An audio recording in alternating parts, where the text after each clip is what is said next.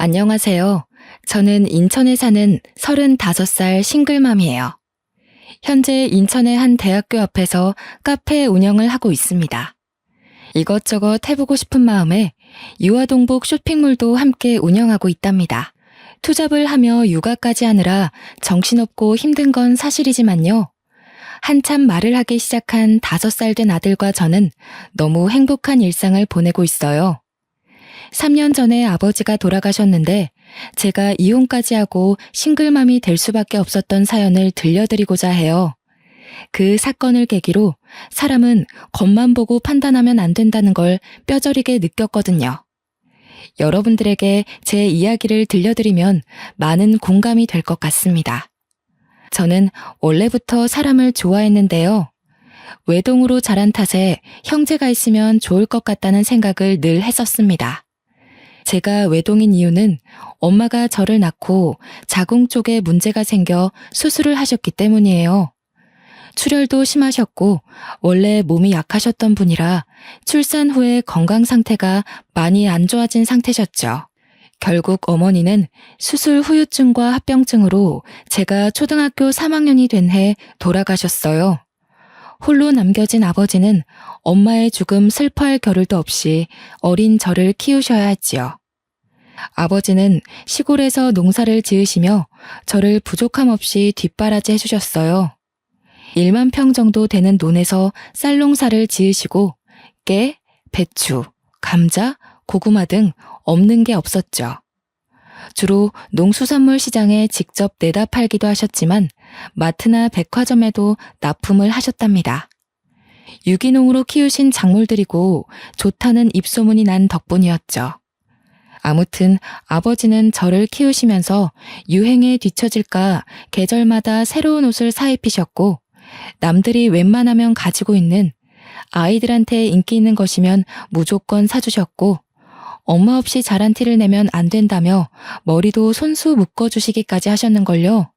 그렇게 유년 시절을 보내고 대학을 졸업하고 막 사회에 발을 들이기 시작할 무렵이 되었죠.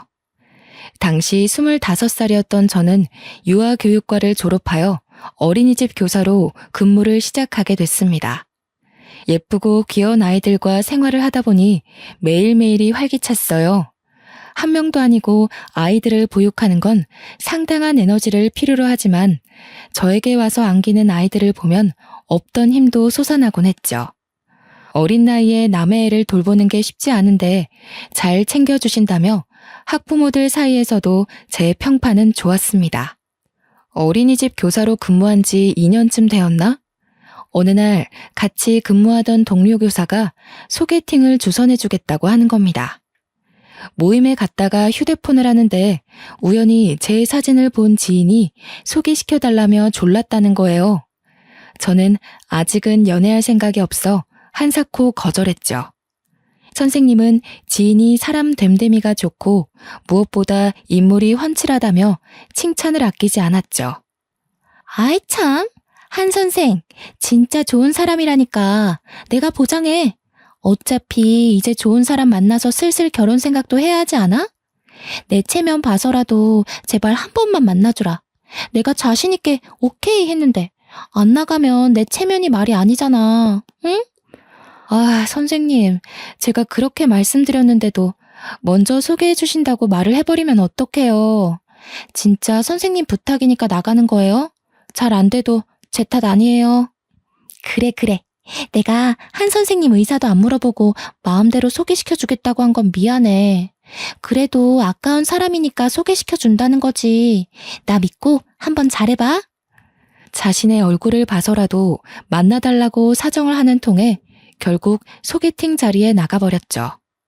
그 남자는 저보다 2살이 많았고 금융업계에서 일하는 펀드 매니저였어요. 주선자의 말대로 훤칠한 키와 준수한 외모, 번듯한 옷차림새, 누구나 좋아할 법한 있어 보이는 훈남형 스타일이었습니다. 솔직히 잘생긴 외모에 첫눈에 반했던 저는 연락처를 주고받고 적극적으로 대시했어요. 나중에 들어보니 남편은 솔직한 심정으로 제가 마음에 들지 않았었다고 해요.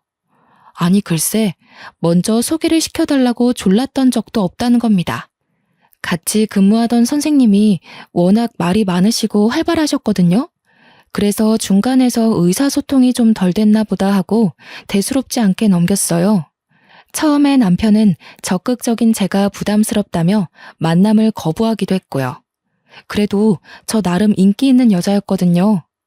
학부모들 사이에서 평판도 좋고 좋은 선자리도 많이 들어왔었는데 무슨 생각에서인지 아이들과 함께하고 싶다는 생각에 다 거절했었거든요. 솔직히 자랑하자면 저 어디 내놔도 기죽은 외모는 아닙니다. 어디 가서 못생겼다는 말을 들어본 적 없는데 남편은 저를 그렇게 많이는 좋아해주지 않았어요. 아무튼 저의 적극적이고 끊임없는 애정 공세로 남편은 알겠으니 그만하라며 저를 만류할 정도였어요. 결국 저의 끈기에 두 손 두 발을 든 남편과 몇 번의 데이트를 즐긴 뒤 그렇게 저희는 연인 사이로 발전하게 됐죠. 바로 이 사람이 이혼한 전 남편이고요. 연애한 지 1년 반쯤이 지났을까? 남들과 싸우기도 하고 여행도 하며 알콩달콩 보통의 연애를 했죠. 둘 다 결혼 정년기이기도 했고 마음도 잘 맞는 것 같아서 결혼을 약속했습니다. 긴장된 마음으로 예비 시댁으로 인사를 가게 되었습니다. 예비 시어머니가 저를 반갑게 맞아주셨죠. 아이고, 우리 아들 왔어? 아가씨 잘 왔어요. 오는데 불편함은 없었죠? 수혁이가 무뚝뚝한 구석이 있어서 데리고 살아줄 여자가 있을까 했는데 아가씨가 짠 하고 나타났네요. 안녕하세요. 처음 뵙겠습니다. 수혁 씨랑 만나고 있는 한지영이라고 합니다. 저를 살뜰히 맞아준 시어머니를 보고 참 좋으신 분이구나 하고 생각했습니다. 하지만 그건 저의 큰 오산이었어요. 저녁 식사를 마치고 차를 한잔하는데 회사에서 걸려온 업무 연락으로 예비 남편이 잠시 자리를 비우게 되었죠. 그러더니 시어머니의 표정이 갑자기 돌변하는 게 아니겠어요? 그래, 직업이 어린이집 교사라고? 월급은 얼마나 받니? 결혼하면 일을 그만두고 내조에 전념해야 하는 건 알지? 그게 아내 된 도리지. 남편을 하늘같이 모시고 살아야 된다고. 내 귀한 아들 데려가니 그 정도는 해야 하지 않겠어? 네? 죄송하지만 어머님, 일을 그만둘 생각이 없는데요. 저는 제가 하고 있는 이 일이 좋고요. 만족하며 다니고 있는 직장이에요. 결국 그 말은 내 말을 거역하겠다는 거니? 이 버르장머리 없는 년. 시엠이 될 사람이 이렇게 해라 하면 고분고분하게 네 해야지. 어디서 못 배워먹은 티를 내는 거니? 너희 집에서 그렇게 가르치던? 어머님, 지금 저 처음 뵙는데 방금 그 말씀은 조금 심하신 것 같아요. 사과해 주셨으면 합니다. 저희들 문제니 제가 알아서 할게요. 그래, 이제야 본색을 드러내는구나, 이 나쁜 년. 너 두고 보자. 혹시라도 수혁이한테 나랑 대화한 거 말하면 너 죽고 나 죽고야. 알겠어? 처음 마주쳤을 때 인자하시고 다정한 모습의 시어머니는 온데간데 없고 며느리를 잡아먹지 못해 안달난 그저 아들을 뺏긴 엄마의 모습만 남아있었죠. 처음 보는 사람한테, 그것도 며느리 될 사람한테 저렇게 대놓고 막말을 하다니. 태어나서 처음 겪는 상황에 어떻게 해야 할지 답이 안 나왔습니다. 저는 당황해서 어쩔 줄 몰라 삐질삐질 땀을 흘리고 애꿎은 손가락만 만지고 있을 뿐이었어요. 통화를 끝내고 돌아온 남편이 내일 출근해야 한다며 늦었다며 집에 데려다 주겠다 했죠. 남편의 손을 잡고 현관문을 나섰습니다. 아까 잘 먹는다며 챙겨줄 테니 가서 먹어라 하고 파전을 챙겨주시며 웃으며 조심히 가고 연락하겠다는 예비 시어머니의 말에 저는 등골이 오싹했죠. 표정은 그게 아니었거든요. 이 일을 남편에게 말해야 하나 고민하며 며칠 밤을 지새웠죠. 결국 저 혼자 덮고 가면 시끄러울 일 없겠다 생각하고 큰일 앞두고 소란 피우기 싫어서 바보같이 아무 이야기도 꺼내지 못했네요. 시간이 가는 줄도 모르고 정신없이 결혼 준비를 했어요. 시모가 될 사람은 제가 엄마가 없다는 이유로 도가 지나치게 간섭했어요. 그때는 남편을 사랑했기에 미련하게 당연한 일이라 생각하고 내내 하며 고분고분 잘 따랐죠. 원래 그렇게 해야 되는 것인 줄 알았거든요. 사돈댁에 밑보일 일 없다며 아버지는 있는 돈 없는 돈 긁어모아서 제 결혼에 보태주셨고요. 시모는 굳이 집을 남편이 근무하는 직장 근처로 얻으라고 하셨습니다. 일하느라 피곤한 아들 배려해야 한다면서요. 결국 신혼집을 제가 일하는 어린이집과 왕복 2시간 거리에 있는 곳으로 장만하게 되었습니다. 시내 한복판에 있고 고급형 주상 복합 아파트라 가격이 사악했어요. 무리를 해 얻은 집이라 앞으로 어떻게 살아야 하지 막막하기만 했죠. 왕복 2시간을 대중교통을 타고 출퇴근하는 것은 여간 힘든 일이 아니었습니다. 시간이 흘러 상견례 날도 다가왔습니다. 아버지는 시골에서 먼 길을 올라오시느라 피곤한 상태셨어요. 하나밖에 없는 딸이 사돈댁에 밉보일까 걱정도 이만저만 아니셨죠. 상견례를 하기로 한 식당에 먼저 도착해 기다렸는데 약속 시간보다 20분 정도 늦게 시어머니랑 남편이 온 겁니다. 그래, 뭐 오는데 차가 많이 막혔나 보다 그렇게 이해하고 넘어갔어요. 그런데 아버지 면전에 대고 시어머니가 말씀하는 게 너무 가관이었습니다. 부족한 딸 자식 이렇게 시집 보낸다 하니 아쉬울 따름입니다.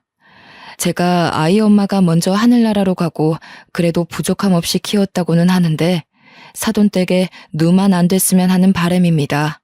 저희 딸 잘 부탁합니다. 사돈, 지영이는 어디 가도 이런 신랑감 못 구해요. 우리 잘난 아들이 좋다고 하니까 결혼시키는 거고요. 지영이 아직 배울 게 많아 보입니다. 그리고 결혼하실 때 얼마나 보태주실 예정이세요? 필요하신 부분이 있으면 언제든지 말씀해 주세요. 딸아이 하나 시집 보내는데 그 정도도 못해줄 부모가 어디 있나요? 원하시는 게 있으시거든 아이들 통해서 말씀해 주시죠. 시어머니는 대놓고 아버지에게 얼마를 해줄 수 있냐며 무엇을 해주겠냐며 따지듯이 물으시더라고요. 요즘은 반반 결혼이 유행이어서 저도 당연히 그런 식으로 하겠지 했는데 귀한 아들이랑 결혼하니 그 대가를 치러라. 그런 뜻으로밖에 안 들렸어요. 상견례가 끝나고 이 결혼을 해야 하나 속으로 망설였지만 아버지께서는 사돈댁도 자기 아들 걱정하는 마음에 그렇게 말한 거 아니겠냐며 좋게 생각하라고 하시더라고요. 아니나 다를까 며칠이 지나 남편을 통해 예단 예물 목록을 보내셨어요. 목록을 보니 정말 기가 찼습니다. 집에 들어가는 돈은 반드시 각자 집안에서 절반씩은 보태야 하고 혼수 예산은 원래 신부가 해오는 게 전통이라며 가전이며 가구, 신랑에게 새 차를 뽑아줄 것을 요구했고 시어머니의 꾸민비 명목으로 2천만 원을 별도로 달라고 하신 게 아니겠어요? 저는 그날로 남편을 불러 이건 너무한 것 아니냐며 따져 물었어요. 자기도 자세히 보지는 않았다며 원래 그 정도 하는 거 아니냐는 말만 되풀이할 뿐이었죠. 저는 이 결혼은 아니다 싶어 다시 생각해보자고 했습니다. 남편은 세상 물정을 잘 모르는 것 같았어요. 직업만 펀드 매니저면 뭐합니까? 막상 자기 결혼 문제로 이렇게 트러블이 생기는데 중간 역할도 못하고 도저히 안 되겠다고 판단되어 양가 집에 결혼은 없던 걸로 하자고 말하려던 찰나에 남편이 울며 불며 매달리고 난리가 났습니다. 한번 생각해달라며 결혼하면 자신이 알아서 단돌이하고 중간 역할도 잘하겠다며 무릎까지 꿇고 싹싹 비는 거 아니겠어요? 저는 남편을 사랑하는 마음이 남아있었기에 그 꼬임에 넘어가 용서하고 말았죠. 남편이 말한 내용을 각서로 받아 고이 간직하고 약속을 어길 시 이혼을 하겠다고 엄포를 놓았어요. 지금 생각해보면 그때라도 멈췄어야 했습니다. 어쨌든 시간이 지나 저희는 결혼식을 무사히 올렸어요. 하와이로 신혼여행도 다녀왔고요. 친정에 먼저 들러 아버지와 오순도순 이야기도 하고 아버지랑 친한 동네 어르신들께 식사도 한 끼 대접해 드렸습니다. 피곤함에 하룻잠을 자고 다음날 시댁에 갔는데 시어머니가 처음처럼 살뜰하게 반겨주는 게 아니겠어요? 이제 며느리가 됐으니 잘해주시려나 보다 하고 생각했죠. 남편은 피곤하다며 저녁을 먹고 먼저 샤워를 하겠다고 욕실에 들어갔는데 아니나 다를까 시어머니가 저에게 이리 와보라며 안방에 들어가서 이야기 좀 하자네요. 예, 너는 도대체 어디서 배워먹지도 못한 티를 내는 거니? 신혼여행을 다녀왔으면 당연히 시댁에 먼저 와서 인사를 하는 게 도리 아니니? 그리고 선물이 고작 이 가방 하나야? 너는 도대체 날 뭘로 보고 이딴 취급을 하니? 시어머니 가방요? 제일 유명한 명품 브랜드에서 거금을 주고 산 한정판이에요. 축의금 신혼여행에 보태 쓰라며 주신 용돈을 탈탈 털어 제일 먼저 산 게 그 가방입니다. 1,000만 원이 넘는 거금을 들여 장만해드렸는데 좋아하시긴커녕 면박을 주시더라고요. 죄송해요. 지금 아버지도 혼자 계시고 적절하실 테니 수혁 씨가 먼저 찾아뵙자고 했어요. 어머님께는 잘 말씀드렸다길래 그런 줄 알았어요. 그리고 어머님, 저희가 그래도 고심하면서 고른 가방이에요. 한정판이라서 어렵게 구했어요. 어머님이랑 잘 어울리실 것 같아서요. 이깟 가방이 뭐라고. 암만 수혁이가 미리 말했어도 그렇지. 다 거절하고 시댁에 먼저 와서 한복 입고 절하고 그래야 하는 거야. 이래서 가정교육이 참 중요한 건데 어디 가서 엄마 없는 티 내고 다니지 말렴. 그나저나 너 일은 그만뒀니? 아직 다니고 있어요. 당장 그만두기는 뭐해서 올해까지만 다니기로 했어요. 인수인계 문제도 있고요. 뭐? 내가 결혼 전에 그렇게 말했잖니? 벌써부터 우리 수혁이 굶기려고 작정했니? 넌 이 시애미 말이 말 같지도 않아? 벌써부터 내 말을 무시해? 어머님, 그게 아니라요. 솔직히 저도 일을 조금 더 하고 싶은 욕심도 있기도 하고요. 아직 어린이집에서 사람을 못 구했어요. 이해해 주시면 안 될까요? 결국엔 이 시애미 말을 무시하고 네 고집대로 하겠다는 거구나. 이 건방진년 아주 못해 처먹었구나. 죽은 네 애미가 이렇게 가르치던? 아니면 혼자 사는 네 애비가 시애미 말 무시하며 살라고 가르치던? 저는 돌아가신 엄마로 모자라서 아버지까지 욕보이며 막말을 하시는 시어머니를 보며 울컥했지만 결혼한 지 일주일도 안 되었는데 집안에 큰 소리가 나면 안 된다 생각해서 그저 고개를 푹 숙이고 화를 삭힐 뿐이었죠. 왜 이때 대들지 못했나 후회만 가득하네요. 남편이 씻고 나오자 이상한 분위기를 감지했는지 시어머니에게 왜 그러냐고 묻더라고요. 시어머니는 저를 걱정하는 표정으로 바꾸더니 신혼여행 다녀와서 애가 피곤한 것 같다고 데리고 들어가서 쉬라고 이야기하시는 겁니다. 그런 시어머니의 이중적인 모습에 겁도 났고 소름이 돋았죠. 그렇게 신혼을 즐길 새도 없이 우리에겐 아이가 찾아왔어요. 임신 후 컨디션이 많이 좋지 않은 탓에 결국 일하기로 한 기간을 다 채우지 못하고 퇴사를 하게 됐죠. 일을 그만두고 집에서 살림하면서 퇴근하는 남편을 열심히 내조했어요. 하지만 저도 임신을 해서 그런가 감정 기복도 심하고 허리와 다리가 너무 아팠거든요. 남편은 일이 바쁘다는 핑계로 아침에 일찍 나가 밤늦게 들어오기 일쑤였어요. 저는 자연스레 혼자 밥 먹고 혼자 무언가를 한다는 것에 익숙해지기 시작했죠. 그런데 아무리 정성스런 내조를 해도 남편은 저에게 고맙다는 말 한마디를 하지 않았어요. 이제 와서 생각해보면 왜 그런 대우를 받고도 바보같이 버티고만 있었나 싶네요. 그 와중에 시어머니는 이중적인 면모를 보이셨어요. 참 여전하셨습니다. 남편 앞에서는 임신한 며느리를 살뜰하게 챙겨주는 착한 시어머니 코스프레를 하더라고요. 아들 앞에서 휙휙 돌변하는 시모의 모습에 기가 차서 할 말을 잃었습니다. 자리에 남편이 없는 걸 확인하고는 잔소리와 설교는 물론 폭언까지 서슴지 않고 내뱉으셨죠. 예, 임신했어도 허리를 곱게 펴고 있어야 아이도 곱게 자란단다. 그리고 너 아무리 임신했다고 남편 밥 굶기면 안 된다. 애 가진 게 뭐 대수니? 나 때는 애 낳고 하룻밤 자고 나가서 바로 일도 하고 그랬어. 여자는 응당 그렇게 해야 되는 거야. 어디서 못 배운 티 내지 말고 이 시애미가 가르쳐줄 때 잘 새겨들어. 이후에도 계속되는 시어머니의 두 얼굴에 결국 참지 못하고 남편한테 이야기했습니다.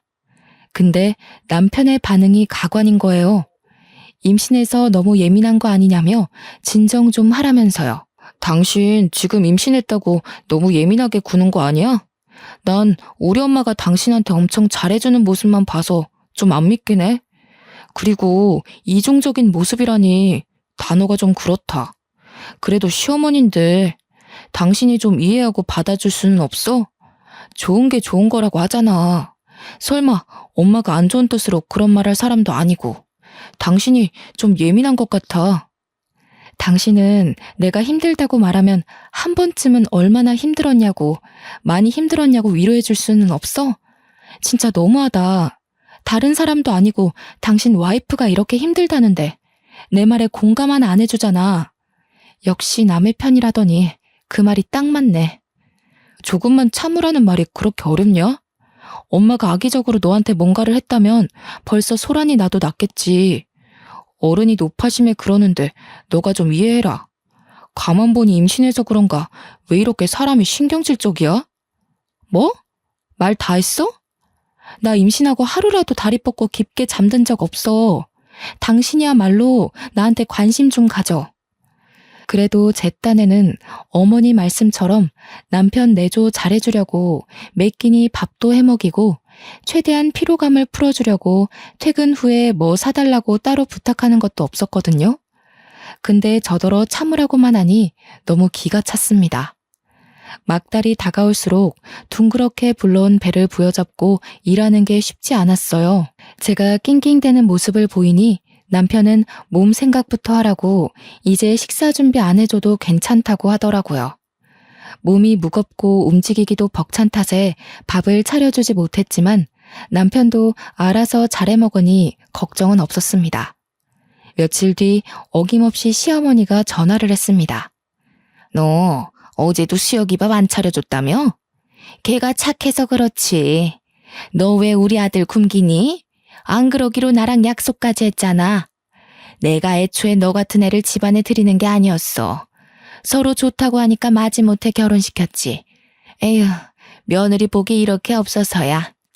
남편에게 말해봤자 저만 이상한 여자가 될 것 같아서 속에 꾹 담아두었어요. 제가 이러려고 남편과 결혼했나 싶을 정도로 한심하다는 생각도 들더군요. 아이가 태어나고 밤낮이 바뀌어가며 육아를 하는데 너무 힘들고 지치더라고요. 배고파서 우는 건지 어디가 불편해서 우는 건지 알 길이 없었어요.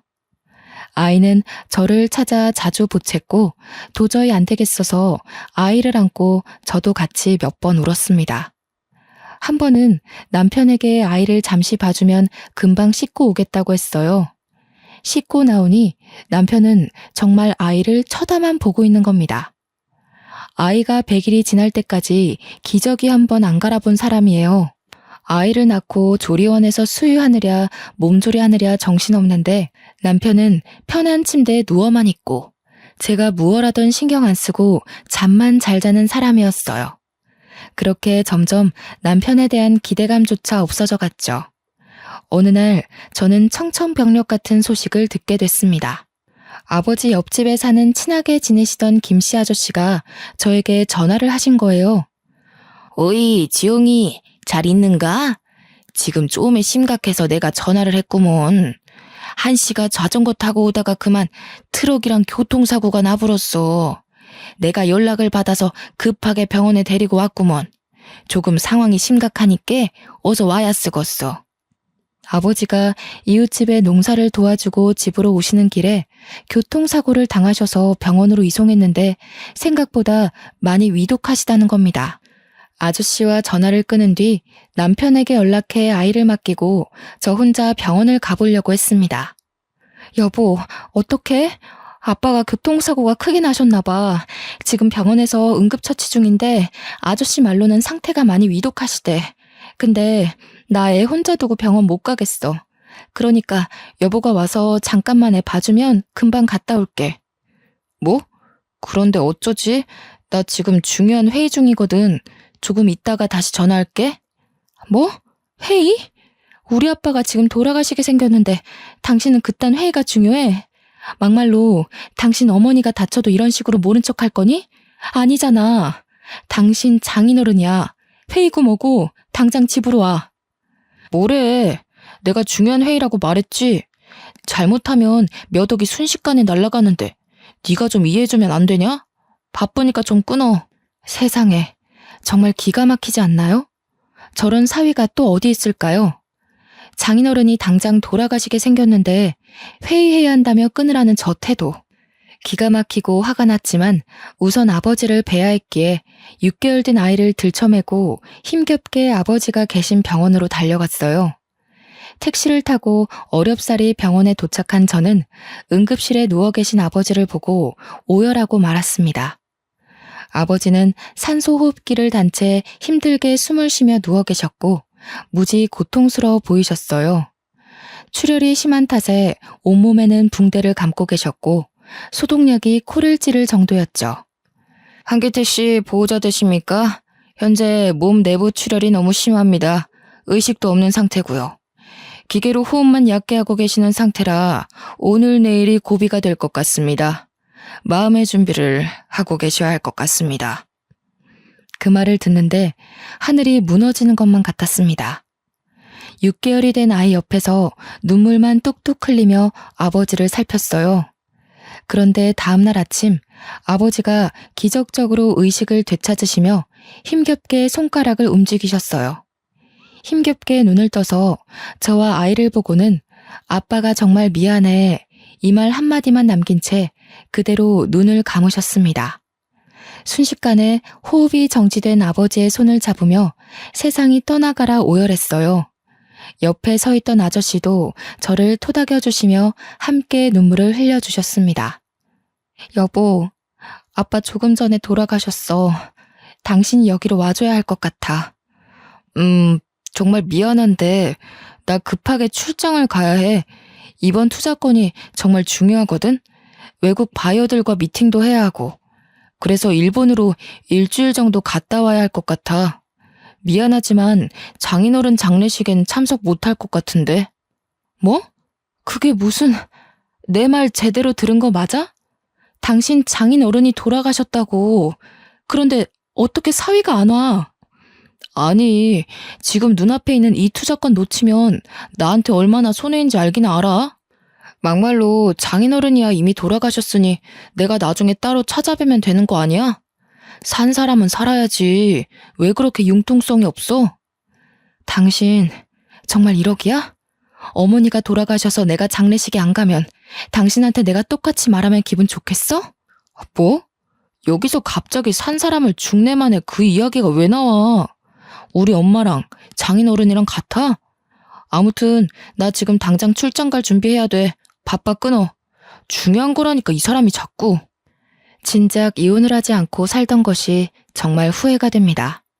장인어른이 돌아가셨는데 아무리 그래도 그렇지 그놈의 출장이 대수인가요?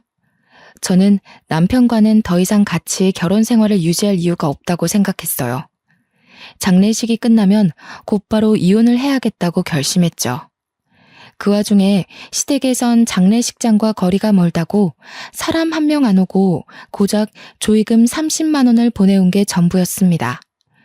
남편에게 몇 번 더 연락은 했지만 정말로 출장을 가버린 건지 끝끝내 받질 않더군요. 아버지를 황망히 보내드리고 우는 아이 달래느라 정신없이 장례식장에 앉아있는데 한기택 씨 따님 되냐며 어떤 사람이 찾아오는 게 아니겠어요? 안녕하세요. 저는 재산상속 전문 변호사 김윤호라고 합니다. 한기택 씨가 생전에 작성해 놓은 유언장 전해드리려 합니다. 유언장에는 한기택 씨가 살아생전 농사짓던 땅과 집, 나머지 재산을 모두 한지영 씨에게 상속한다는 내용입니다. 확인해보세요. 사실 집터와 농사짓던 땅이 가치가 있는 땅처럼은 보이지 않아서 애초에 상속 생각 안 하고 있었거든요. 별 기대를 안 했는데 그곳이 재개발구역으로 선정되면서 땅값이 폭등했다는 거예요. 대충 계산해보니 15억 정도 되는 거금이었고요. 저는 장례식을 치른 후 은행, 서류 등 정리를 하고 집으로 올라왔죠. 차근차근 이혼 준비를 시작했습니다. 아버지가 살던 집과 땅은 모두 처분했어요. 상속세를 제외하고 정확하게 11억 7천만 원 정도 금액이더라고요. 남편은 제가 상속받는 사실을 모르는지 발인이 끝나고도 얼굴을 비추지 않았습니다. 그리고 남편이 돌아오기 전에 제 짐은 전부 싸서 새로운 보금자리에 모두 보내놓았죠. 그렇게 짐 정리가 얼추 끝났을 때 뻔뻔한 남편이 캐리어를 끌고 나타났습니다. 얼굴을 마주하고도 한마디 말을 걸지 않았더니 실실 웃으면서 자기가 미안했다며 이제부터 잘할게 한마디 말하고는 쏙 지방으로 들어가더라고요. 심지어 우리 아빠 장례식이 어땠는지, 발인은 어디에 했는지 묻지도 않았습니다. 남편 모르게 이혼 전문 변호사를 선임해 이혼 소송을 위한 준비를 마쳐가고 있었습니다. 저 솔직한 심정으로요. 이제 와서 하는 말이지만 그때 남편이 혼자 고생시켜서 미안하다고 한마디만 했어도 이혼을 다시 생각해봤을 거예요. 아이를 생각해서라도 용서하고 살았을 거란 말입니다. 하지만 이미 사위로서의 도리를 저버렸고 우리 아이에게 아빠로서 의무도 다하지 않았기에 이혼 생각은 변함이 없었습니다. 이혼을 결심한 뒤로 집안일에는 손을 뗐죠. 아니나 다를까 며칠도 안 돼서 집안 꼴이 정말 엉망이 되어갔습니다. 시어머니가 집에 와서는 집안 꼴이 이게 뭐냐고 우리 아들 밥은 어쩌냐며 소리치는데 더 이상 들을 이유도 없고 더 듣다가는 제가 욕을 할 것 같더라고요. 그래서 아이를 업고 안방으로 들어갔는데 시어머니가 뭐 하는 짓이냐며 소리를 지르대요. 더는 못 살겠습니다. 아무리 제가 엄마 없이 자랐고 부족한 며느리지만요. 이런 취급을 받으며 살 수는 없어요. 아빠 노릇도 못하는 남편 뭐하러 수발하며 사나요? 저 이제 남편 필요 없으니까 직접 끼고 살면서 아들 밥 챙겨주던 알아서 하세요. 아이고 머리야. 저년 말하는 뽐새 좀 봐라. 너 내가 엄마 없이 자란 티 내지 말라고 했어 안 했어? 이게 오냐오냐 하니까 아주 기어오르는구나. 당신 말 다 했어? 내가 다 사정이 있다고 그렇게 이야기했는데 이러기야? 나가도 애는 두고 나가. 당신이 무슨 능력이 있어서 애를 키워? 능력이 없는 건 당신들이야. 장인어른이 돌아가셨는데 그깟 출장이 중요해서 처자식은 안중에도 없는 당신이나 그저 아들아들하며 끼고 살려는 시어머니나 똑같아. 당신 그 얼마 안 되는 돈 나는 필요 없으니까 개나 줘버려. 말이면 단줄 아냐 이년아? 가진 것도 없는 것 거둬줬더니 배은망덕하게. 네가 돈이 많으면 얼마나 많다고 그 난리야. 애비가 죽고 남겨준 유산이라도 있다던? 시엠이랑 남편 두고 집 나가면 잘 살 것 같니? 이 시건방진년. 말 다 하셨어요? 못 배운 티 내는 건 어머님이세요. 네, 저 유산 상속 받았어요. 아빠가 돌아가시면서 남겨주신 재산이 있더라고요. 저랑 지호 둘 다 평생 놀고 먹고 살 수 있는 돈이니까 신경 끄세요. 시어머니와 남편을 무시하고 집을 나서려던 그 순간 제 머리가 뒤로 획 젖혀지는 게 아니겠어요? 시어머니가 뒤에서 제 머리채를 잡았기 때문이었죠. 너 이대로 나가면 우리 아들 이혼남만 되잖아. 네 따위가 귀한 아들 혼사길 망쳐놓으려고 작정을 했구나. 아줌마, 한 번만 더 내 몸에 손대기만 해봐. 절대 가만 안 있을 줄 알아. 당신도 폭행죄로 고소해서 깜빵에 쳐넣어줄 테니까. 어디 한 번 더 해봐. 그리고 당신 아들이 이혼남 되는 게 나랑 무슨 상관인데? 나 이제 당신 며느리 안 할 거야. 아직도 내 말 못 알아먹어? 역시 머리에 든 게 없으니까 이해도 느리지? 아, 당신 어쩌냐? 너네 엄마 머리 회전 느려진 거 보니까 곧 요양병원에 모셔야겠다. 숨도 쉬지 않고 속에서 하고 싶었던 말을 내뱉어 버렸습니다. 그리고 시어머니와 남편을 있는 힘껏 밀치고 제 집으로 건너왔습니다. 며칠 뒤 남편은 저에게 끊임없이 연락을 해왔습니다. 유산 상속받은 걸 왜 이야기 안 했냐며 혼자 잘 먹고 잘 살 생각이냐며 소리치길래 아직 정신을 덜 차렸나 보다 하고 생각했죠. 제가 갖고 있는 재산 때문인 건지 남편은 갑자기 다시 한번 생각해보자는 말을 하더라고요. 저도 당장 이혼 소송을 하고 갈라설 수 있었거든요. 근데 이대로 끝내면 아쉬울 것 같아 한 방 먹여줘야겠다 생각했어요. 남편은 아니나 다를까 제가 상속받은 재산이 목적이었죠. 속에서 열불이나 당장이라도 얼굴을 죄다 쥐어 뜯어버리고 싶은 심정이었어요. 남편은 그동안 자기가 미안했다며 다시 화해하고 잘 살아보자고 웃으며 이야기하는 겁니다. 다 같이 잘 살아보자는 의미로 투자권을 제시하겠다는 이상한 말을 하면서요. 저는 일단 알겠다고 하고 일부러 화해하는 척을 했죠. 사실 회사에서 추진하고 있는 새로운 투자건이 있는데 여기가 대박이거든? 자기가 여윳돈이 있으면 내가 추천하는 종목에 투자를 해주면 안 될까? 나 믿고 투자하면 몇 배로 불려줄게. 5억만 있으면 돼. 나 투자해본 경험도 없고 그런 거 함부로 할 생각 없어. 뭘 믿고 거기에 내 돈을 투자해야 해? 그것도 5억을? 그 돈이 땅 파면 나오니? 지영아, 나 한 번만 믿어줘. 내가 그동안 너한테 못할 짓 많이 했지만 이건 확실하다니까? 이번 일 성공하면 우리 돈방석에 앉는 거야. 돈 걱정 없이 살 수 있다고. 저는 마지못해 알겠다고 말을 했더니 다음날 잘 타던 차를 1억 넘는 외제차로 바꾸는 겁니다. 5억을 투자하면 자신이 상당 부분 커미션을 받기로 한 건지 투자 계약서는 아직 쓰지도 않았는데 두 부녀는 김칫국을 원샷 때려버린 거죠. 심지어 지엄마한테 명품백까지 사주고 멀쩡하게 굴러가던 가전제품을 전부 새로 바꾸고 다니더군요. 눈치채셨겠지만 투자한다고 말만 했지 실제로 돈을 주지도 않았을 뿐더러 끝내버릴 생각이었어요. 투자금을 주기로 약속한 날이 다가올수록 저는 이를 갈고 있을 뿐이었죠. 그 와중에도 시어머니는 아들 카드를 신명나게 긁으며 명품관에 돈을 뿌리고 다니더라고요. 그렇게 보름 정도의 시간이 흐른 뒤 저는 돈봉투 대신 이혼 서류가 담긴 봉투를 던졌어요. 돈봉투가 아닌 이혼 서류가 담긴 봉투를 보자 이게 뭐냐며 노발대발하는 겁니다. 저는 차분히 마음을 다잡고 이야기했죠. 그동안 곰곰이 생각해봤는데 당신과 나는 여기까지야. 이혼 서류에 도장을 찍던 사인을 하던 알아서 하고 거기에 적힌 주소로 다음 주까지 보내. 뭐? 이혼 서류? 당신 이게 지금 뭐 하는 짓이야? 설마 지금까지 날 갖고 논 거야? 나한테 투자금 주기로 했잖아. 지금 장난하는 거지? 저기요. 투자금이고 뭐고 다 필요 없고 나는 모르는 일이야. 이제 서로 볼 일 없는 사이 아닌가? 위자료로 거하게 물고 싶지 않으면 닥치고 도장이나 찍어. 버틸 수 있으면 버텨보던지. 오래 못 갈 것 같지만. 아니, 얘, 이게 도대체 무슨 소리니? 투자를 못하겠다니.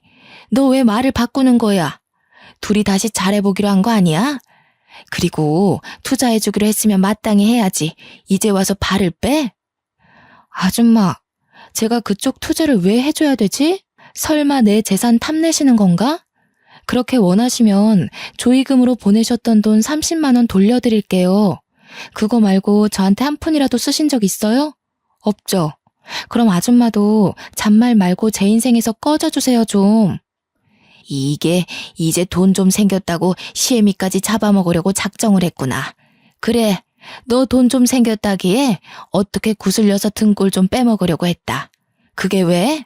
잘난 내 아들 데려갔으면 그 정도는 각오했어야 하는 거 아니니?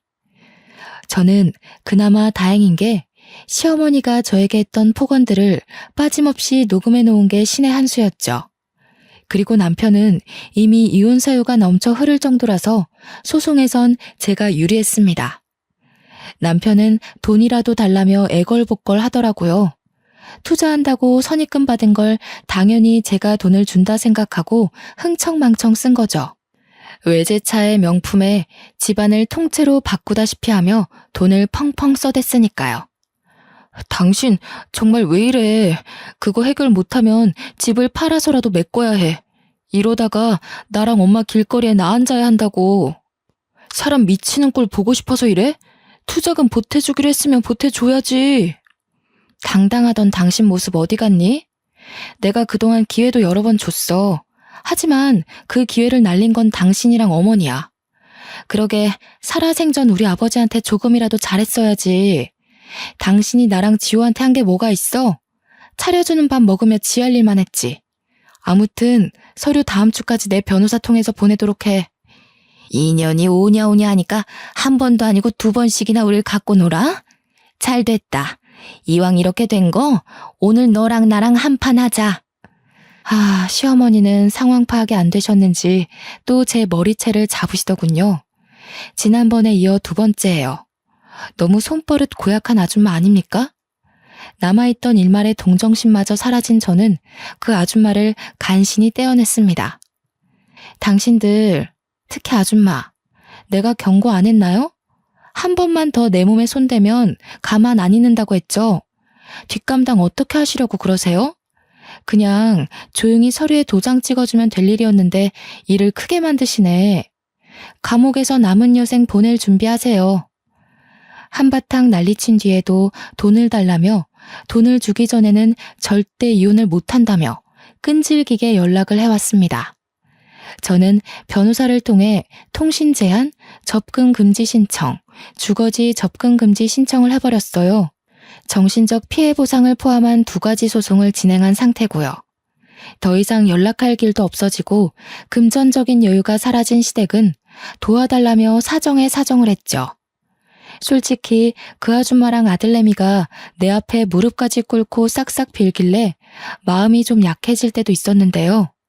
그래서 위자료 좀 받고 합의 이혼으로 끝낼까 고민도 살짝 했었네요. 시어머니가 며칠 싹싹 빌더니 제가 미동도 없자 마지막까지 저를 괴롭히더라고요. 이 악마랑 싸워도 이겨먹을 년 같으니 너를 애초에 집안에 들이는 게 아니었다. 여자가 잘못 들어오면 3대가 망한다더니 딱 그 꼴나게 생겼네. 재수없는 것. 너네가 앞으로 어떻게 사나 두고 볼 거야.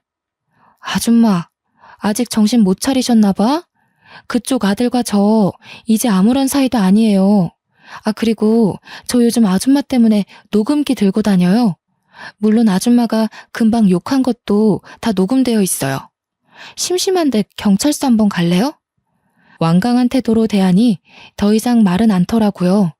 결국 저는 봐주는 것은 뒤로 하고 그대로 소송을 진행하기로 했습니다. 당연히 제가 모은 증거들이 도움이 되어 저는 승소했죠. 시댁은 저에게 위자료 5천만 원과 정신적 피해 보상금까지 더해 총 7,800만 원을 배상하라는 판결을 받았고요. 돈이 없던 그들은 어떻게 7,800만 원을 주냐며 생떼를 부렸지만 집이든 차든 명품백이던 갖고 있는 거 전부 팔면 되겠네요 한마디 해주고 나왔어요. 정확히 2달 뒤 7,800만 원을 배상받았고요. 그 뒤로 어찌 되었는지 알 수는 없지만 변호사를 통해 들은 바로는 전 남편은 시댁 집까지 팔아서 위자료를 겨우 메꿨다고 하더라고요. 그리고 투자권 유치에 실패한 남편은 책임을 물어 회사에서 잘리고 일용직까지 전전하며 구직 활동을 이어오고 있다고 전해 들었네요. 그렇게 2년이 지난 지금은 재택근무로 유아동복 쇼핑몰을 운영하고 있어요. 처음에는 한 달에 100만 원도 수익을 내지 못했거든요. 그런데 꾸준하게 인터넷 홍보를 했더니 금세 맘카페에 소문이 제대로 나서 매출도 상승해 월 5, 600만 원 정도의 수익을 내고 있고요. 또 이대로 만족하지 않고 남는 시간을 활용해 카페를 차렸어요. 투잡으로 일하니 월마다 제가 가져가는 수익은 어마무시했습니다. 물론 아빠가 제게 남겨주신 재산이 아니었다면 힘들었을 거예요.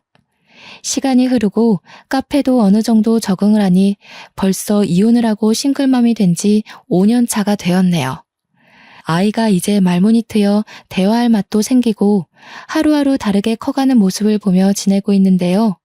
가끔은 이혼이라는 흠이 생겨 아이가 훗날 우리 집은 왜 남들과 다르냐고 물으면 어떻게 설명을 해줘야 할지 막막하기도 합니다. 제가 당당하고 떳떳한 모습으로 살면 나중에 아이가 저를 이해해 주리라 생각해요. 제 선택이 앞으로의 더 나은 우리를 위한 선택이었음을 이해하고 존중해 주지 않을까요? 앞으로 제 앞날은 더 창창할 거니까요. 저도 제 인생에 있어 이런 고난과 역경을 이겨내고 지금은 행복하게 잘 살고 있는데요. 여러분도 제 사연을 읽으면서 공감되는 부분도 있으셨을 거고, 그렇지 않기도 하셨을 거예요. 세상을 살다 보면 사람마다 살아가는 인생은 다 달라서 무궁무진한 것 같아요. 희망 속 삶은 보석처럼 반짝인다는 말이 있듯이 앞으로 여러분의 앞날에도 반짝반짝 빛나는 일만 가득할 거라 믿어요. 저의 긴 사연을 읽어주셔서 감사합니다. 행복하세요.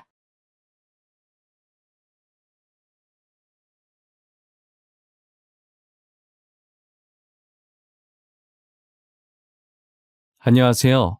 최근 3년 반 정도의 결혼 생활에 마침표를 찍은 이혼녀입니다. 이혼까지 정말 오래 걸렸는데 막상 도장 찍고 나니 이렇게 속이 후련할 수가 없어요. 짧은 결혼 생활이었지만 정말 드라마에 있을 법한 일을 다 겪어봤네요. 이혼하기로 마음먹은 순간을 생각하면 이게 드라마 속 이야기인지 실제인지 아직도 분간이 안 가요. 제가 망상병 환자가 아닐지 병원에 가서 검사를 받아봐야 하나 심각하게 고민한 적도 있어요. 그만큼 말도 안 되는 일이 제 눈앞에 벌어진 거예요. 그래도 이혼하면서 시댁 식구들에게 제대로 한 방 먹이고 나왔는데 그 이야기를 여러분들에게 자랑해볼까 하고 이렇게 글을 적게 되었습니다. 저는 남편을 만나고 있을 때도 결혼할 생각이 없었어요. 그렇다고 비혼주의자 그런 건 아니었고 괜찮은 사람이 있으면 해야겠다고 생각했는데 아직 제 앞에 괜찮은 사람이 나오지 않아서 아직은 결혼할 마음이 없었던 거예요. 솔직히 남편도 같이 살기에 괜찮은 사람이라고 생각해서 결혼한 건 아니에요. 시댁에서 하도 결혼을 재촉하는 통에 어쩔 수 없이 결혼을 하게 된 것이죠.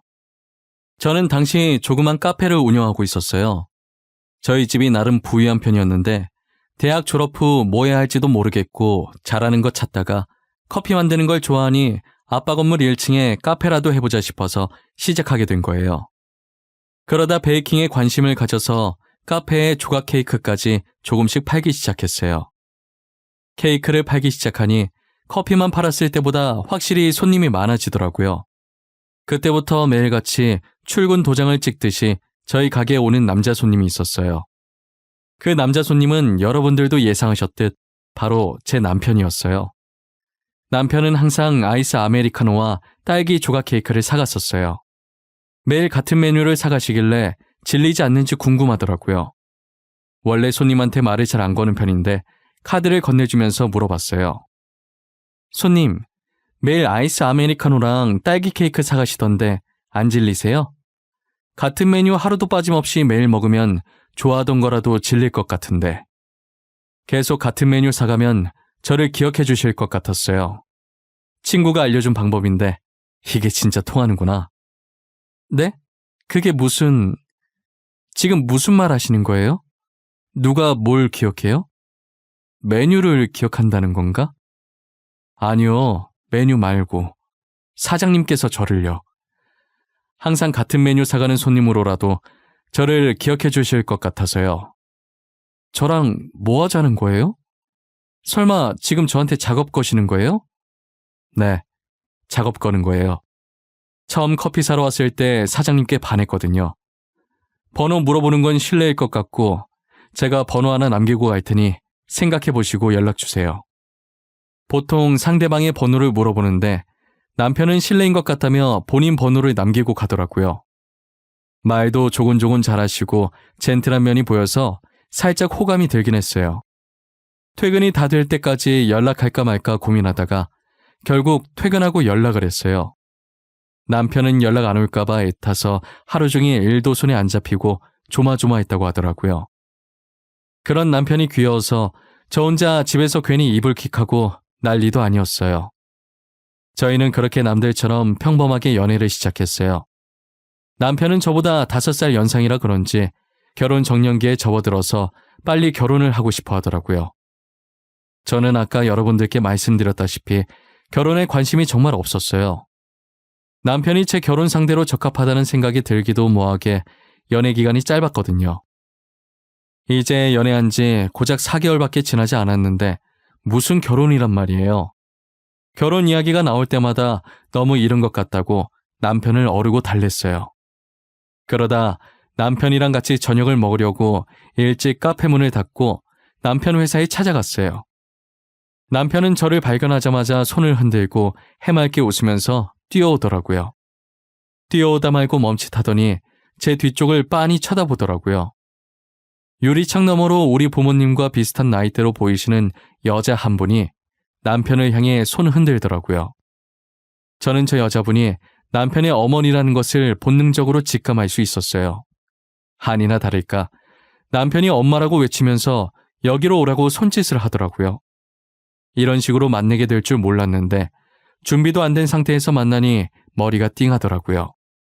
오빠 뭐야? 오늘 나랑 저녁 먹기로 한 거 잊었어? 우리 저녁 약속에 어머님도 부른 거야?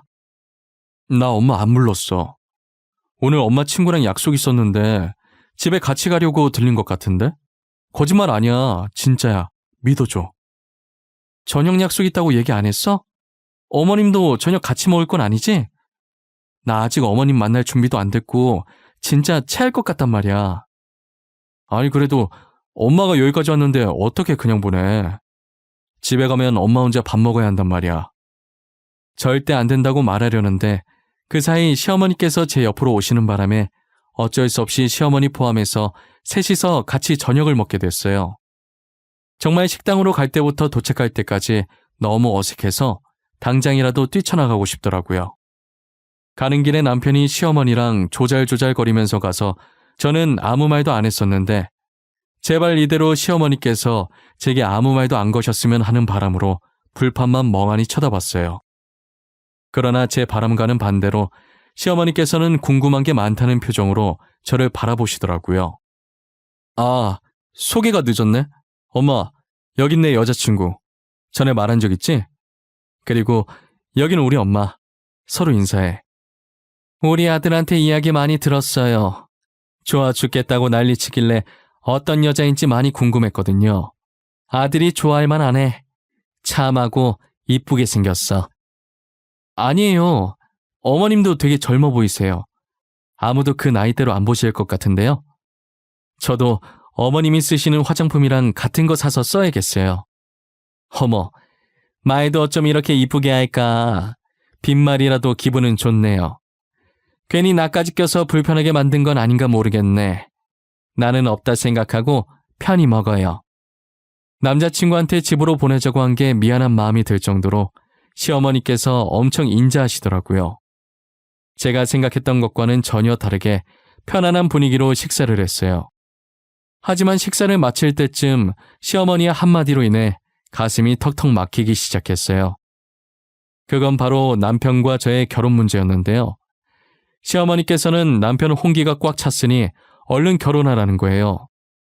남편은 이때다 싶었는지 시어머니 말씀이 끝나기 무섭게 어머님도 저를 마음에 들어하는 것 같으니 둘 다 더 나이 들기 전에 빨리 결혼을 하자고 하더라고요. 저는 아직 결혼할 마음이 없다고 입장을 밝혔지만 혼자서 2명은 못 당해내겠더라고요. 일단 집 가서 생각은 해보겠다고 대충 얼버무리고 말았어요. 그 뒤로 남편은 결혼 안 하면 누구한테 잡아먹히기라도 하는 사람 마냥 저를 못살게 굴었어요. 저도 뭐 어차피 아예 결혼 안 하려는 것도 아니니까 빨리 해치우고 말자 싶었죠. 저희는 빠른 속도로 상견례를 하고 결혼 날짜까지 잡아버렸어요. 남편 집안은 부유하지 못했고 남편이 다니고 있던 회사도 중소기업보다 더 작은 회사였어요. 아무래도 저희 집안이 부유한 편이고 저도 카페 하면서 남편보다 돈을 더 많이 벌고 있기 때문에 신혼집은 친정 부모님께서, 혼수는 제가 가지고 있던 돈으로 정말 필요한 것들만 간단히 했어요. 남편은 결혼하는데 이렇게 많은 돈이 들어가는 줄 몰랐다면서 돈도 쥐뿔 없는 주제에 결혼하자고 보챘다고 미안해서 어쩔 줄 몰라 하더라고요. 저는 괜찮다고 앞으로 둘이서 잘 사는 모습 친정 부모님한테 보여주면 된다고 다독였어요. 결혼 후 얼마 지나지 않아 시어머니께서 저희 신혼집에 찾아오신 거예요. 여행용 가방에 짐을 가득 담아 오셔서는 앞으로 저희랑 같이 살겠다는 게 아니겠어요? 어머님, 이 많은 짐들이 다 뭐예요? 여행이라도 가세요? 일단 안으로 들어오세요. 아가, 미안한데 앞으로 너희랑 살면 안 되겠니?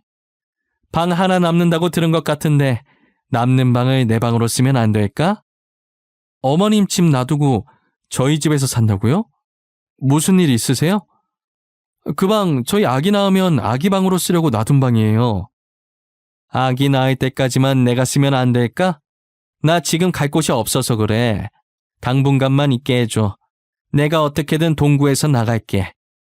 아니, 어머님이 들어와서 사는 건 상관이 없는데 무슨 일인지 말씀은 해주셔야죠. 도대체 무슨 일이 있었던 거예요? 저한테 말해주셔야 저도 돕든 말든 하죠. 내가 사기를 당해서 집을 다 날렸어. 친한 친구가 돈 2배로 불려주겠다고 건물 담보로 맡기라길래 나는 친구만 믿고 아들 몰래 집을 맡겼는데 그게 홀랑 날아가 버린 거야. 알고 보니 시어머니께서 믿었던 친구한테 배신을 당해서 집을 다 날려버린 거예요. 정말 미안하다고 눈물을 뚝뚝 흘리시면서 얘기하는데 제가 어떻게 거절하나요? 평소에도 시어머니께서는 좋은 분이셨기 때문에 저희 집에 들어와서 살라고 했어요. 남편도 소식을 들었는지 오자마자 잘 알아보지도 않고 집을 넘겼냐며 시어머니를 꾸짖더라고요. 저는 흥분한 남편 달래고 울고 있는 시어머니 달래느라 중간에 껴서 기가 쫙 다 빠져버렸어요. 시어머니는 신혼집으로 들어와서 살기 시작하면서 제 눈치를 보시기 시작했어요.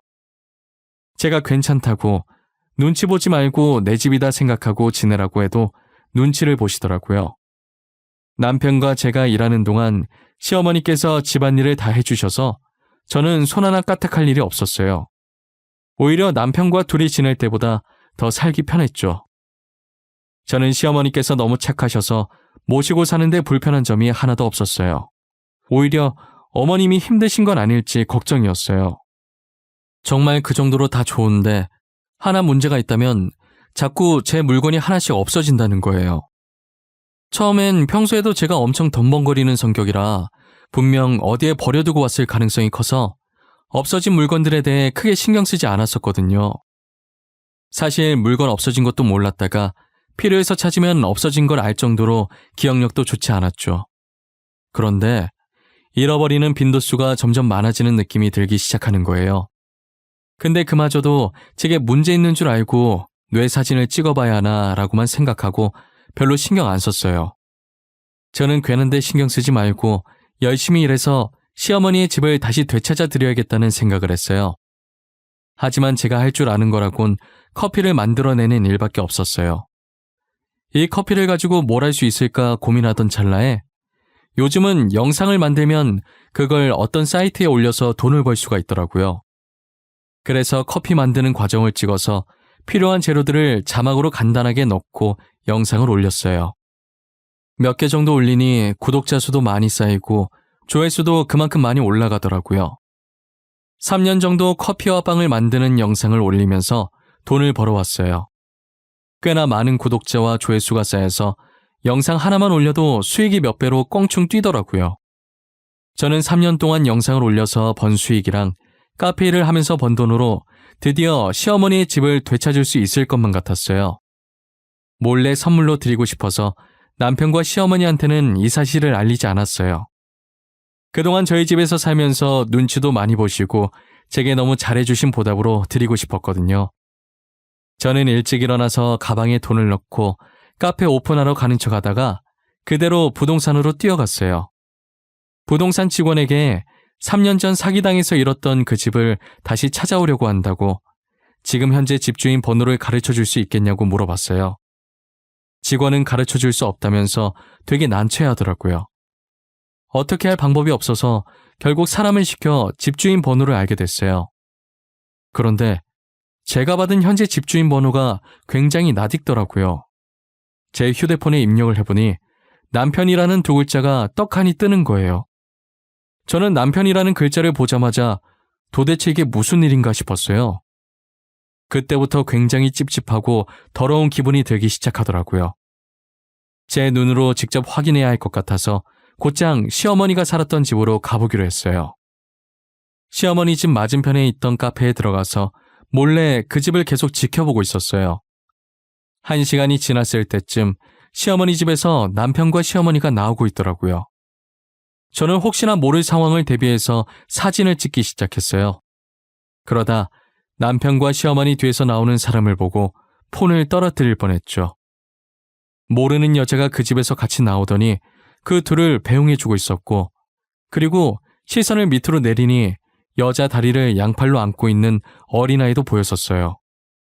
도저히 이게 무슨 상황인지 예측을 해보려고 해도 도무지 떠오르지가 않더라고요. 분명 시어머니께서 사기당했다고 했는데 사기당해서 잃은 그 집은 남편 명이 그대로였고, 거기서 나오는 시어머니와 남편, 그리고 모르는 여자와 아이까지 전혀 모르겠더라고요. 저는 이 상황에 대해 더 알아봐야겠다는 생각이 들었어요.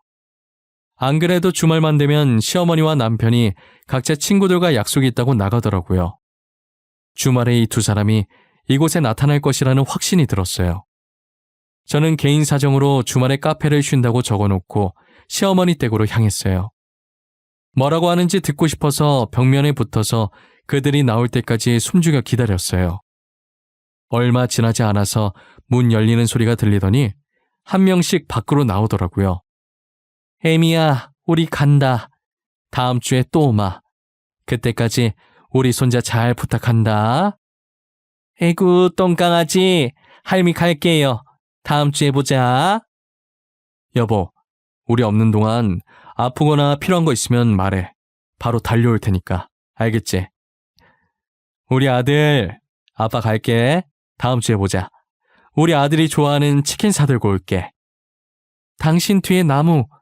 앞 좀 보고 다녀. 다칠 뻔했잖아. 다음 주에 봐. 어머님도 다음 주에 오세요. 제가 맛있는 거 해드릴게요. 아이고 애미야, 손이 차다. 얼른 들어가. 우리는 알아서 잘 가니까 나올 필요 없어. 우리 강아지 코 빨개진 것 봐라. 애 감기 걸릴라. 어여 들어가. 저는 그들의 대화를 듣고 너무 놀라서 녹음기를 떨어뜨리고 양손으로 입을 틀어막았어요. 알고 보니 시어머니 집에 살고 있던 여자는 남편의 상간녀였어요. 시어머니는 제게 사기당했다고 거짓말치고 저희 신혼집에 얹혀 살면서 그 집을 남편의 상간녀가 살게 내어준 것이었어요. 어떻게 이런 식으로 사람 뒤통수를 칠 수 있는지 눈물이 나기 시작하더라고요. 제가 이제껏 남편과 시어머니께 잘못한 것도 없는데 이렇게 당하니 너무 서러웠어요. 어디다 말할 곳이 없어서 친구한테 이 사실을 털어놓았고, 저는 친구에게 돈을 줄 테니 저 대신 그 집을 사달라고 부탁했어요. 야, 괜히 네 돈 써서 그 집을 왜 사냐? 그 사람들만 좋은 거 아니야? 그냥 그 집을 우리가 뺏어버리자. 그 집을 뺏자고? 무슨 수로 뺏을 건데? 사는 방법밖에 없지 않아? 돈 안 쓰고 어떻게 그 집을 뺏어와? 이 언니가 한때 주식 공부한 거 알지? 나만 믿어. 내가 말 몇 번만 하면 그 집 바로 쓰러져. 내가 지금 굉장히 좋은 방법이 떠올랐거든. 제 친구는 우연을 가장해서 남편에게 접근을 했어요. 남편과 친해진 후 좋은 투자권이 있는데 놓치기 아까운 거라고 해보기를 권유했죠. 남편은 솔깃했지만 혹시나 모르는 마음에 약간의 돈으로 투자를 한 거예요. 그런데 친구의 말대로 남편이 투자했던 그 주식이 대박이 난 거죠. 남편은 친구를 만나서 진짜 대박 날 줄 알았으면 더 넣을 걸 그랬다고 아쉬워했다는 거예요. 그러더니 남편이 먼저 다른 투자권이 없는지 먼저 찾았다고 하더라고요. 아, 사실 투자권이 하나 있긴 한데 그게 확률이 반반이라서 이걸 추천해줘야 하나 말아야 하나 모르겠네. 뭔데요? 일단 드러나 볼게요. 그쪽이 하는 얘기 듣고 제가 판단해서 투자하든 말든 알아서 할게요. 당신한테 절대 책임 안 물을 테니까 말해줘요. 그래요? 그럼 각서 쓸 수 있어요? 절대 저한테 책임 묻지 않겠다는 각서요. 제가 한두 번 당한 게 아니라서요. 맨날 책임 안 물겠다고 해놓고 돈 내놓으라고 난리더라고. 당연하죠. 저는 절대 그런 짓 안 해요. 각서 씁시다. 어디에 쓰면 돼요? 지장도 찍게 인주나 빨간 립스틱 같은 거 있어요? 책임을 물지 않겠다는 각서를 작성한 후에 친구는 미끼를 조금씩 풀었다고 하더라고요. 저는 주식에 대해서 아는 게 없어서 친구한테 설명을 들어도 이해를 못했는데 일단 친구가 소개해준 투자권은 절대 대박날 수 없는 투자권이라고 했어요. 오히려 대폭 하락할 주식이라고 하더라고요. 하지만 남편에겐 망할 주식이라고 말해주지 않았고 확률이 반반이라서 자기도 고민하다가 투자한 건이라고 신중하게 생각해보라고 했대요. 친구도 투자했다는 말에 놀라서 망할 거 알면서 왜 투자했냐고 물어보니까 투자 안 했다고 남편한테 거짓말 친 거라고 하더라고요. 이미 주식에 한번 맛을 봐서 아마 자기가 투자한 건이라고 하면 따라서 할 거라고 하면서요. 아니나 다를까 친구의 예상대로 남편은 그 주식에 엄청난 돈을 쏟아부었어요. 본인 명의의 시어머니 집까지 담보로 대출을 받아서 투자했더라고요. 결국 주식은 친구가 말한 그대로 대폭 하락했고 남편은 가진 돈과 집 모두 날리게 되었죠. 그리고 저는 때를 놓치지 않고 경매로 넘어온 시어머니의 집을 사들였어요. 남편은 집 날렸다고 아무에게도 말하지 못하고 혼자 끙끙 앓고 있는 것 같더라고요. 저는 남편의 다 죽어가는 꼴을 보고 웃음이 나오려고 하는 걸 이를 악물고 참았어요.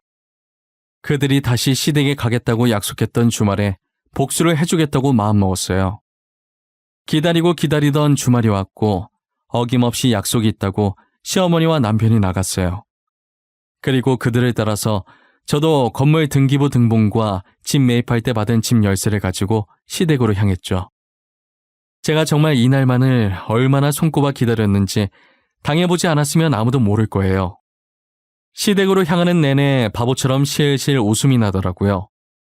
저는 손가락으로 열쇠를 돌리고 휘파람까지 불면서 대문으로 다가갔어요. 제가 문을 열고 들어오자 잠시 사태 파악이 안 된 건지 전부 저를 멀뚱멀뚱 쳐다보기만 했어요. 그리고 5초 뒤 시어머니와 남편이 놀래서 소리를 지르기 시작하는 거예요. 순간 귀가 아파서 귀 파는 신용하니까 남편이 벌떡 일어나서 제 쪽으로 다가오더라고요. 당신이 무슨 일로 여기로 왔어? 아니, 열쇠도 없었을 텐데 여긴 어떻게 들어온 거야? 문 따고 들어온 거야? 당신 이거 주거 침입이야, 알아? 지금 내가 어떻게 들어온 게 중요하니? 나 몰래 뒤에서 이짓거리 하고 있었던 게 중요하지. 저 애는 네 핏줄? 안녕. 나는 네 엄마가 뺏은 남자의 아내야. 만나서 반갑네. 어디까지 알고 있는 거야? 설마 다 알고 있는 거야? 언제부터 알고 있었어? 알면서 지금까지 모르는 척하고 있었던 거야? 모르는 척은 네가 하고 있었겠지. 이 집안 연기 잘하네. 나중에 할 일 없으면 배우 쪽으로 나가봐. 성공하겠다. 진심으로 하는 말이야. 도대체 어디까지 알고 있는 거냐고 내가 묻잖아. 어디까지 알고 있냐고. 내 입으로 말해? 끝까지 피해자 배려 안 하는 거 봐. 피해자가 굳이 이 일을 직접 말해야겠어? 가해자인 네가 직접 네 입으로 말해봐. 이게 지금 무슨 상황인지. 알고 봤더니 저보다는 이 여자와 만난 지가 더 오래됐더라고요. 심성은 정말 착한데 고아 출신에 가진 게 하나도 없어서 시어머니께서 결혼을 반대했다고 하더라고요. 그런데 돈 많은 저를 만나게 되면서 시어머니는 저를 놓칠까봐 결혼을 재촉한 것이었어요. 저와 남편의 결혼 준비가 한창 진행되던 중에 저 여자가 남편의 아이를 임신한 걸 알게 되었고 시어머니께서는 자기 핏줄이니 아이 키우라고 집을 내어줬다고 하더라고요. 제가 주는 용돈을 그대로 저 여자한테 갖다 바쳤다고 하더라고요. 결국은 제 돈이 다 저 여자 밑으로 들어간 거죠. 그리고 집안 곳곳에 제가 잃어버렸다고 생각했던 물건들이 잔뜩 있더라고요. 우리 집에 숨어둔 좀도둑이 누구인가 했더니 남편과 시어머니였어요. 제가 듣다 너무 화가 나서 시댁 식구들한테 소리를 지르니 꼴에 자기도 아내이자 며느리라고 제 앞을 막는 거예요. 혼자서 보기엔 아까울 정도로 너무 눈물겨운 가족애를 보여주더라고요. 저는 어디서 끼어드냐고 상간녀의 뺨을 치려고 손을 드는 순간 남편이 제 손목을 잡는 거예요. 그만해 당신. 화 많이 난 것도 알고 충분히 화낼 만도 해. 근데 이 사람은 건들지 마. 부탁이야. 놔. 안 놔? 내 손 놓으라고. 너네는 뒤에서 이런 더러운 짓 버려놓고 나는 이년 뺨 한 대도 못 때려? 어? 당장 내 손 놓으라고! 그만해. 이 사람 지금 임신 중이야. 그러니까 그만하라고. 내가 잘못했어. 차라리 날 때려. 몇 대를 때리든 다 맞아줄 테니까. 지금 임신 중이라는 남편의 말에 상간녀를 쳐다보니 눈을 질끈 감고 양손으로 배를 감싸고 있더라고요. 진짜 돈으로 이 집을 사들인 거 말고 돈 없이는 제 마음대로 되는 게 단 하나도 없었어요. 아무것도 할 수 없는 제 자신이 너무 비참했어요. 제가 손에 힘을 서서히 풀자 남편도 잡고 있던 제 손을 놓더라고요. 저는 눈물이 나려고 하는 걸 주먹을 꽉 쥐고 억지로 참았어요. 그리고 지금 당장 내 집에서 나가라고 했어요. 시어머니는 알겠다고 당장 신혼집에서 있는 짐들을 빼겠다고 하는 거예요. 그래서 여기에 있는 짐들도 지금 다 빼라고 말했어요. 제 말에 남편은 설마는 눈으로 저를 쳐다보더라고요. 저는 주머니 속에 넣어뒀던 건물 등기부 등본을 꺼내서 남편 눈앞에 들이밀었어요. 그때부터 남편 눈이 뒤집히더니 다 알고 일부러 자신한테 그런 거냐고 소리 지르더라고요. 야, 지금 무슨 소리 하는 거야? 내가 너한테 일부러 뭘 했는데? 나는 어머니가 사기당하셨다길래 다시 찾아주려고 알아보다가 딱 마침 경매에 들어왔길래 산 죄밖에 없어. 아가, 우리 집이 경매에 들어갔다니? 우리 집이 왜 경매에 들어가? 아들아, 지금 제가 무슨 말을 하고 있는 거야? 너 괜히 우리 놀려먹으려고 지금 거짓말하는 거지? 거짓말 하는 걸로 보이세요? 그럼 아주머니도 이 서류 한번 살펴보세요. 이게 어떤 서류인지. 그리고 지금 이 집이 누구 명의로 되어 있는지 말이에요. 뭐? 너 지금 나한테 뭐라 그랬어? 아주머니? 아들아, 들었냐? 나보고 아주머니래. 저것이 이제 막 나가자 이거지. 누가 아주머니야? 내가 너 가만 안 둘 거야. 어차피 저는 며느리로 안 보셨잖아요. 저희 집안 돈 보고 결혼시킨 거 아니었어요? 그리고 저한테 이렇게 큰 소리 치실 때가 아닌 것 같은데요. 시어머니는 제가 건넨 건물 등기부 등본을 보더니 뒷목을 잡고 주저앉으시더라고요. 저는 여유롭게 집안을 구석구석 둘러보면서 오늘 안에 다 빼려면 서둘러야겠다고 했어요. 아니면 용역업체 불러서 다 쓸어버리겠다고 했죠. 집에 있는 것들을 다 챙겨봤자 당장 갈 곳이 없으니 옷만 대충 챙겨서 나가더라고요. 그러더니 옷을 담은 가방을 가지고 대문 앞에 세워진 남편 차에 올라타려고 하는 거예요. 저는 그 차도 제 돈으로 산 거니 탈 생각하지 말고 그대로 쭉 걸어가라고 했죠. 그리고 평일에 날 박는 대로 변호사를 만나 이혼 소송과 상간녀 소송을 했어요. 소송을 하고 와서는 짐을 정리하고 남편과 시어머니의 흔적이 있는 신혼집을 팔았어요. 비로소 제가 지긋지긋했던 지옥에서 완전히 해방된 기분이 들었어요. 저는 다시 사랑하는 부모님 품으로 돌아갔어요. 제가 집안에 들어서자 부모님께서 그동안 수고했다고 꽉 안아주시는데 그날 얼마나 울었는지 몰라요. 부모님 품에 안겨 소세지가 제 눈에 얹어진 기분이 들 정도로 펑펑 울었습니다. 어머니가 일부러 제 눈물 그치게 하려고 괜히 좋은 남자 만나서 재혼하라는 거예요. 그런데 어머니가 했던 방법이 정말 효과가 있었어요. 나오려고 했던 눈물도 쏙 들어가고 장난이라도 그런 말 하지 말라고 어머니를 쏘아봤어요. 어머니는 웃으면서 우는 거 저랑 안 어울린다며 손가락으로 코를 살짝 톡 건드시더라고요. 그날은 괜히 애교 부리고 싶어서 어머니 품으로 더 파고들었던 것 같아요. 앞으로 부모님이랑 같이 지내면서 재혼은커녕 연애도 절대 하지 않을 거예요. 연애할 시간에 옆에 계신 부모님한테 효도나 더 하려고요. 복수 목적으로 샀던 시어머니 집도 보면 계속 그날 생각이 날 것 같아서 다시 팔았고 그 돈으로 공기 좋고 물 좋은 곳에다 저희 부모님 별장이나 하나 만들어드렸어요. 딸은 출가 외인이라는 말이 맞는지 제가 부모님보다 시어머니를 먼저 생각했더라고요. 저렇게 좋아하시는 어머니 아버지를 보니 시어머니 집 찾아줄 생각 말고 진작에 저희 부모님한테 효도나 할 걸 그랬다 싶어요. 여러분들이 보기엔 어떠세요? 제가 한 선택이 과연 옳은 선택이었을까요? 댓글 남겨주시면 쓴소리도 달게 받겠습니다. 지금까지 제 긴 이야기 들어주셔서 정말 감사합니다.